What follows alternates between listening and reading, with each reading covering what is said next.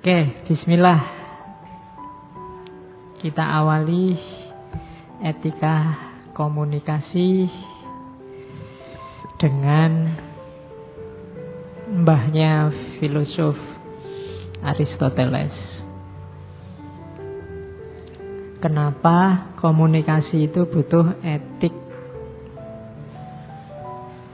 Jadi Aristoteles ini punya teori, mungkin orang pertama yang berteori tentang retorika. Cara ngomong yang menarik, cara ngomong yang bisa tepat guna. Sebenarnya ini ilmu langka, jarang orang yang mau mendalami. Mungkin kalian ada yang tertarik, belajarlah retorika. Hari ini banyak orang ingin menang kalau ngomong, ingin menang kalau debat, tapi tidak ngerti retorika. Akhirnya kemenangannya sia-sia. Sudah capek-capek gegeran, debat, menang, tapi musuhnya yang kalah tidak mau ikut pandangannya. Tetap dia ngeyel dengan pandangannya sendiri. Kenapa? Karena kebenarannya tidak masuk ke lawan bicara. Kalau versinya Aristoteles itu retorikanya keliru. Ada orang yang tidak pakai debat, ngomong 1-2 kata bisa merasuk, orang terpengaruh. Sementara sini yang capek-capek debat sudah menang, kono ya tetap ngeyel. Nah, itu mungkin kita kurang retorika. Hari ini kalau maki-maki kita ahli, tapi dalam hal retorika mungkin kita masih kurang. Katanya Aristoteles, ngomong yang tepat, yang persuasif, yang mempengaruhi, menarik perhatiannya orang, sangunya 3. Sangu itu apa bahasa Indonesia ini? Bekalnya 3. Logos, etos, patos. Etosnya nomor 1. Etos, logos, patos. Ini kayak jagoannya Tri Musketeer. Etos, logos, patos. Etika komunikasi itu etos ini. Etos itu orangnya secara moral harus berkualitas, bisa dipercaya. Kenapa tadi kamu debat, ngomong, menang, musuhmu tidak mau ikut kamu? Jangan-jangan dia masih curiga, wong kamu itu orangnya tidak bisa dipercaya. Kalau ngomong mencela-mencela, kemarin bilang apa, sekarang bilang apa, berarti kamu lemah di etos. Kalau kamu lemah di etos, sebagus apapun pikiranmu, gagasanmu, tidak akan ada orang yang mau mengikuti. Itu etos. Bangun etos. Orang yang etosnya kuat itu biasanya tidak perlu ngomong capek-capek, ngomong 1-2 kata orang akan patuh. Kalau bahasa retorika modern namanya truthworthiness, bisa dipercaya. Kenapa? Karena secara moral dia bagus. Jadi harus punya etos. Kalau belum harus dibangun. Aristoteles ini kan nanti yang pikiran-pikiran akhlaknya banyak diwarisi oleh para filosof muslim. Akhlak itu pembiasaan, harus dibiasakan. Tidak ada orang yang terlanjur tidak jujur ya Pak, tidak ada. Harus dilatih jujur. Saya itu terlanjur pemarah ya Pak, tidak ada terlanjur kalau akhlak. Kalau sekarang watakmu pemarah, dibangun biar tidak ngamuan. Jadi bangun kredibilitas moralmu. Nah, itu sangunya sebelum nanti komunikasi. Kalau orang sudah tidak percaya kamu dulu, ngomong apapun orang ya tidak percaya. Sebagus apapun isinya, sebaik apapun isinya, orang tidak akan mau ikut. Kenapa? Karena lihat kamu yang ngomong. Oh, itu harus dibangun. Ya kayak model kamu kalau tiba-tiba bilang kita harus selalu mendekatkan diri pada Allah, mungkin orang tidak percaya potonganmu. Modelmu kayak ngono wae kok ngomong mendekatkan diri pada Allah. Kenapa? Kamu harus bangun etos dulu. Kalau nasihati orang jadi soleh, ya kamu soleho dulu. Nanti mungkin waktunya, ini kan mahasiswa baru, waktunya ospek, waktunya pendadaran mahasiswa baru, biasanya kakak kelasnya kan harus rajin belajar. Nek modelnya kakak kelasnya orang lulus-lulus sampai semester 14 ya. Adik kelasmu cuma geleng-geleng, alah mungkin gitu. Bangun etos dulu. Jadi harus truthworthiness. Bisa dipercaya dirimu seperti apa, nanti kalau menasihati orang, ngomong ke orang lain bisa langsung masuk. Kan ada cerita Mahatma Gandhi, mungkin pernah saya ceritakan entah di ngaji apa. Jadi satu ketika ada ibu-ibu datang ke Gandhi. Ibu-ibu ini sumpek sama anaknya. Dia punya anak, bawa anaknya. Anaknya ini punya penyakit, tidak boleh makan garam. Dinasehati bolak-balik sama ibunya, tidak bisa. Pokoknya dia selalu pinginnya makan garam. Akhirnya dibawa ke Gandhi. Sama Gandhi, wah saya tidak bisa kalau nasihati sekarang, ibu pulang dulu, nanti kembali kira-kira 2 minggu lagi baru saya bisa nasihati. Akhirnya ditunggu 2 minggu, 2 minggu kemudian balik lagi ke Gandhi. Ini sudah 2 minggu Pak Gandhi, tolong anak saya dinasehati. Nasihatnya simple. Apa bahasa India itu? Pokoknya, nak, mbok kamu jangan makan garam. Cuma kalimat itu aja. Dan besoknya anak ini sudah gak mau makan garam lagi. Ibunya heran. Kok aneh ya, tak nasihati sampai capek, ndak jalan-jalan. Gandhi cuma 1 kalimat itu aja jalan. Ditanyain lagi ke Gandhi, Pak Gandhi kok bisa ya sampean ampuh tenan ya nasihati? Katanya Gandhi, ndak. 2 minggu yang lalu waktu ibu datang pertama kali ke sini, saya masih makan garam. Saya yang makan garam, ndak mungkin bisa nasihati anak ini untuk tidak makan garam. Maka waktu 2 minggu ini saya manfaatkan untuk pantang makan garam juga. Setelah 2 minggu mulai, mungkin kalau bahasa Aristoteles tadi, truthworthiness, dia jadi sosok yang bisa dipercaya kalau ngomong melarang makan garam, sehingga ampuh. Makanya kalau di TV-TV banyak pejabat bilang, mari kita bebas korupsi, kenapa ndak ampuh? Jangan-jangan kan itu. Ya, jangan-jangan masih kesenggol dikit-dikit sama itu. Karena sosoknya sendiri ndak punya etos itu. Maka pertama-tama komunikasi efektif itu bangun etos. Bangun moralitasmu sehingga orang bisa percaya. Yang kedua logos. Etos ini yang kita bahas hari ini. Etika dalam komunikasi. Yang kedua logos. Kalau logos ini masuk akal. Yang kamu omongkan bisa ditangkap orang lain. Itu namanya logos.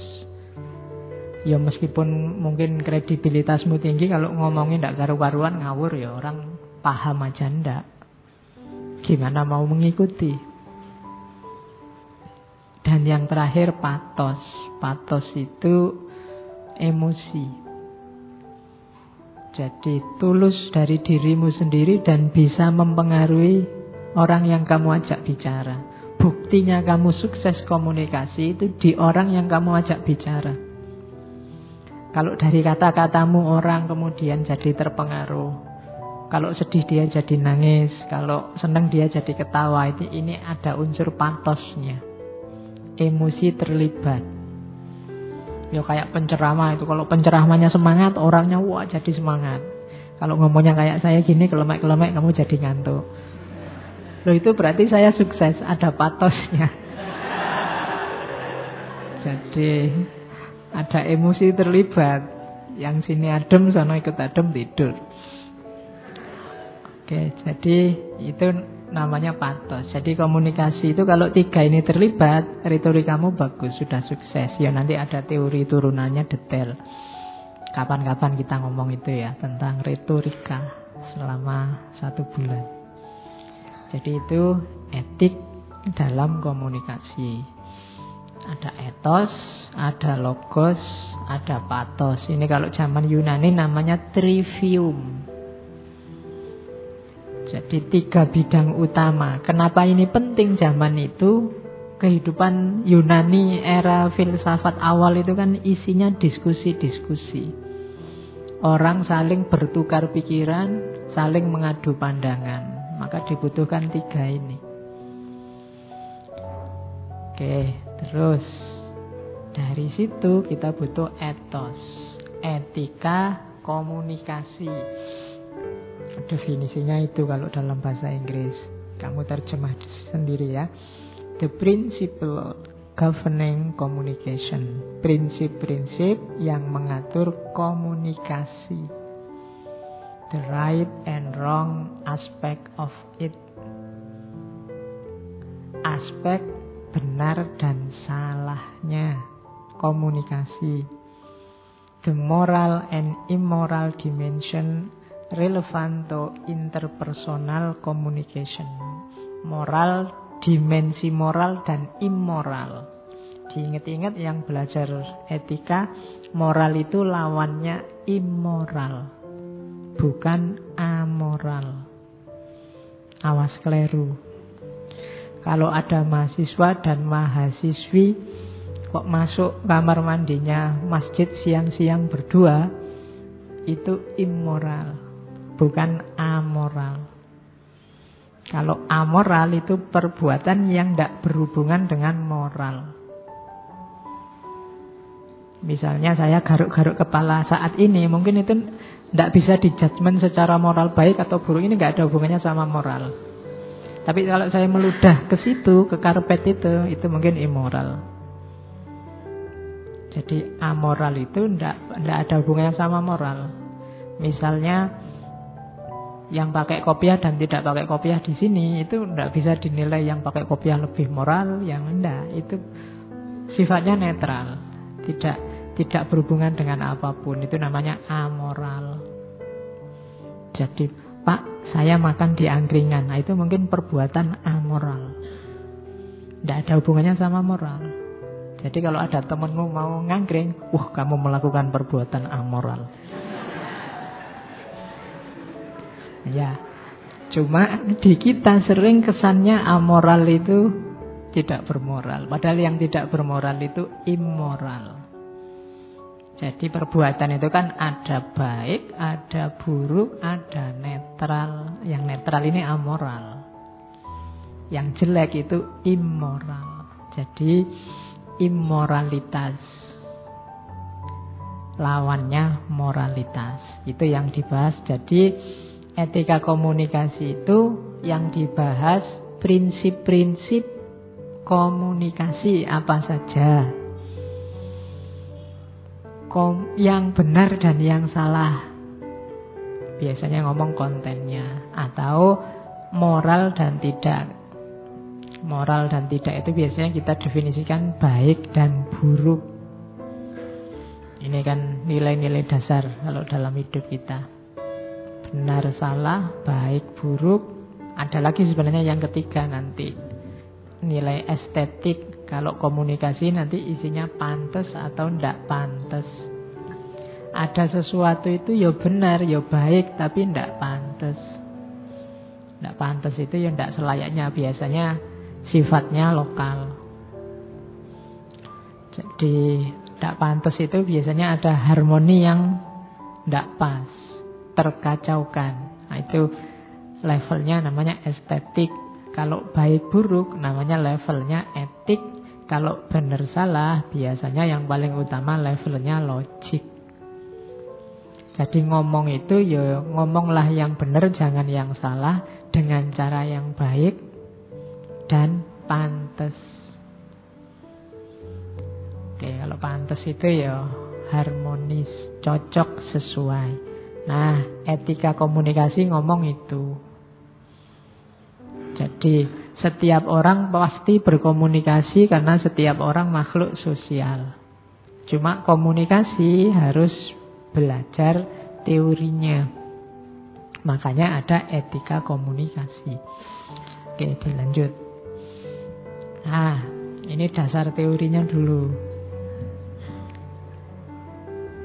Ini pelan-pelan belajar etika. Jadi hidup ini paling dasar itu belief. Jadi justru dalam hidup kita itu yang paling mendasari hidup kita itu apa yang kita percaya dan yang tidak kita percaya. Dari belief nanti berkembang jadi nilai-nilai. Nilai itu contohnya perdamaian, persaudaraan, keadilan, itu kan nilai. Jadi yang paling dasar akarnya itu belief. Kalau kalian lihat ada orang kok modelnya gitu orang ini, kalau ingin ngerti kok bisa ada orang kayak gitu, coba dilacak sampai akarnya. Apa dasar-dasar yang dia percaya, itu belief. Dari situ nanti lahir nilai. Hidup kita itu yang penting damai, sejahtera, aman. Nah, ini nilai. Apapun boleh terjadi, yang penting adil dan tidak ada penindasan. Ini nilai.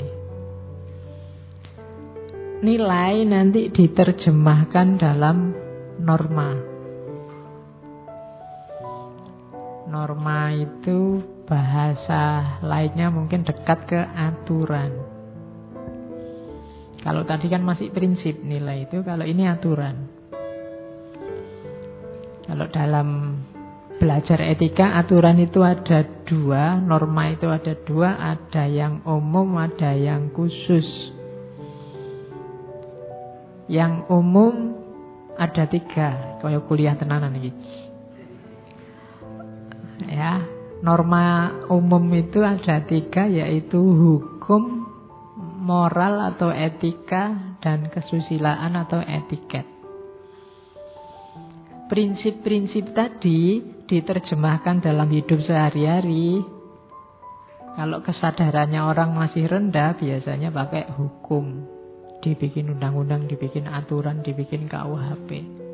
Demi apa? Mewujudkan prinsip-prinsip tadi dari belief yang dipercaya. Jadi hukum itu untuk menerjemahkan nilai yang dipercaya untuk ngatur masyarakat. Misalnya ingin keadilan, ya dirumuskan hukum untuk menata agar hidup ini jadi adil. Ada etiknya, kalau ini moral batinnya, sikap batinnya. Itu biasanya moral. Kalau orang sadar, orangnya sudah punya kesadaran hukum yang tinggi, biasanya masuknya level etik, moral, nggak perlu diperintah, nggak perlu diancam, sudah jalan karena dia sudah sadar, moralnya sudah bagus. Ada lagi etiket. Etiket itu kesusilaan. Bedanya etika sama etiket, misalnya menghargai orang tua itu moral, cium tangan itu kesusilaan. Itu etika sama etiket. Jadi apa? Peduli sama yang lain itu etika. Nyumbang ngasih sedekah itu etiket. Kesusilaannya katanya peduli kan gitu. Peduli sama pacar itu etika. Apel malam minggu itu etiket. Ya. Jadi dua-duanya penting. Karena kalau salah satu tidak ada, ya kalau hanya etika saja tidak diterjemahkan secara real dalam realitas, tidak ada etiketnya, ya tidak ada gunanya, omong kosong. Atau etiket saja tidak ada nilai yang dia perjuangkan, tidak ada moralnya, ya kebalikannya, sia-sia. Kayak sholat itu loh, sholat itu ya fisik, syarat dan rukunnya ya ada khusyuknya, batin yang nyambung sama Allah. Kalau hanya dapat fisik saja namanya olahraga. Kalau kusuk saja tapi tidak ada aktivitas syarat dan rukunnya, ya namanya kebatinan. Jadi dua-duanya tidak utuh. Untuk utuh, ya ada lahirnya, ada batinnya. Kalau masih belum beres dua ini, dipaksa sama alat namanya hukum. Itu namanya norma. Nah, ada yang khusus. Kalau norma yang khusus itu setiap bidang punya. Kode etik mahasiswa itu norma khusus. Etika profesi itu norma khusus. Etika kedokteran itu norma khusus. Jadi yang tidak kelihatan dalam hidup kita ada belief, ada values, ada norms. Ini nanti yang lahir jadi attitude dan behavior. Ini dalam bahasa Inggris dua hal yang berbeda antara attitude sama behavior. Kalau behavior itu sudah watak. Watak itu lahir dari pembiasaan. Jadi yang biasa sudah jadi behavior. Kalau attitude itu ekspresi spontan. Bisa karena behavior, bisa karena yang lain. Di situ saya contohkan misalnya, aslinya aku ini penyabar. Tapi kok anak ini kurang ajar banget, jadinya saya marah, terus ngebrak meja. Penyabar itu behaviorku, cuma ini tadi aku ngebrak meja itu attitude. Biasanya attitude itu lahirnya dari behavior, dari kebiasaan. Kalian coba dicermati ya hidupmu sehari-hari. Itu kan nanti ada yang kamu gitu terus, itu behavior. Sukanya seperti itu, terus itu behavior. Tapi ada kalanya attitude-mu beda sama behavior. Mungkin situasinya. Sebenarnya kamu anti bohong, anti curang. Kok yang tidaklah ujiannya susah banget. Nah, akhirnya kamu terpaksa lah ngelirik-ngelirik, nyontek-nyontek dikit, tidak apa-apa. Dosennya nggak pernah diajar, ditanyain misalnya. Jadi attitude-mu berubah. Meskipun behaviormu tidak itu, sebenarnya kamu anti curang. Nah, itu behavior. Jadi kalau dimarahi dosennya, tidak Pak, sebenarnya saya itu jujur Pak. Cuma terpaksa. Bapak sih soalnya susah sekali. Nah, itu attitude. Itu beda. Jadi dasarnya tadi belief. Belief itu biasanya diterjemahkan dalam prinsip-prinsip, itu namanya nilai. Nilai ini tadi diwujudkan dalam bentuk aturan, namanya norma. Itulah nanti yang membentuk perilaku kita. Ada perilaku yang menetap, namanya behavior. Ada perilaku real, spontan, namanya attitude. Oh, ini teori dasar kalau belajar etika. Komunikasi nanti juga begitu. Membangun etik komunikasi, tidak bisa ujuk-ujuk orang disuruh attitude atau behaviornya. Garapnya harus dari belief. Orang yang tidak percaya Tuhan pasti beda nanti cara menerjemahkan nilai, norma, dan gaya hidup dan behaviornya dengan yang percaya Tuhan. Orang yang tidak percaya hari akhir, akhirat pasti juga beda cara dia hidup dengan yang percaya hari akhir, akhirat. Itu beliefnya. Oke, orang yang coba kan ada beberapa mahasiswa misalnya yang ada yang takut sama cewek, takut sama perempuan. Kalau didekati perempuan deg-degan, gemeteran. Coba dicek, jangan-jangan ada belief-belief tertentu. Atau sebaliknya, kowendel apa? Kalau sama perempuan nekat. Nah, itu jangan-jangan ada sistem belief di balik itu. Dan itu untuk penelitian enak coba sambungkan misalnya sama feminisme. Kok ada ya cowok takut sama cewek? Jangan-jangan takutnya bukan karena dia memang anti cewek, cuma ada stereotip pandangan yang negatif tentang perempuan. Misalnya perempuan itu bikin susah, perempuan itu cerewet, perempuan itu jangan-jangan begitu. Nah, itu beliefnya dulu, jangan digarap attitude-nya. Kalau ketahuan beliefnya, oh pantes. Kan gitu. Jadi Karena dasar perilaku itu ada di belief. Kenapa sih kok kalau orang barat misalnya, kalau anak muda ngomong sama orang tua, itu yang muda tetap harus menatap wajahnya. Sementara kalau di kita, kalau sama orang tua tidak boleh natap wajahnya, kamu harus menunduk. Menunduk menandakan hormat. Kalau di sana menatap wajah menandakan hormat. Itu kan aspek attitude-nya. Kamu lacak ke belakang, ada belief dan nilai-nilai apa. Mungkin kalau di sana mungkin nilainya mungkin yang dibangun nilai kesetaraan. Dari belief bahwa manusia itu dasarnya bebas. Sementara mungkin di kita beliefnya itu manusia itu hierarkis. Ada level. Ada yang perlu dihormati kelas tinggi, ada yang mungkin begitu. Dari situ lahir nilai-nilai. Mungkin ketertiban. Di sini mengandalkan nilai ketertiban. Tidak boleh ada kekacauan, maka yang muda ketemu yang tua jangan boleh ngangkat kepala. Sementara di sana nilai yang diangkat adalah kesetaraan. Jadi tidak muda, tidak tua, semuanya punya hak. Kalau di sana paradigmanya hak, di sini mungkin paradigmanya kewajiban. Kewajibannya yang muda menghormati yang tua. Nah, itu akarnya namanya. Jadi kalau ada problem, jangan kesusu di judgment attitude-nya. Kamu lacak akarnya ke belakang, ke bawah. Kenapa kok jadi begini? Kenapa kok begitu? Karena perilaku itu lahir dari belief setiap orang. Kok ada mahasiswa kuliah one temen sampai semester 14. Misalnya gelarnya besok PhD, lulusnya pas hampir DO.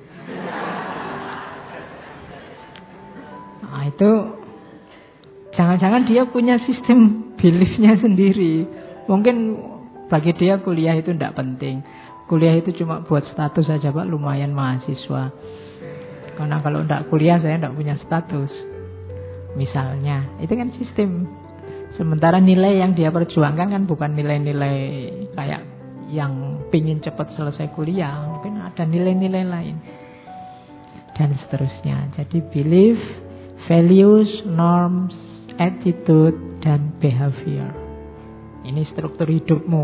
Ini kalau dalam filsafat bahanmu untuk muhasabah. Hidupmu itu kok sekarang wajahnya seperti ini.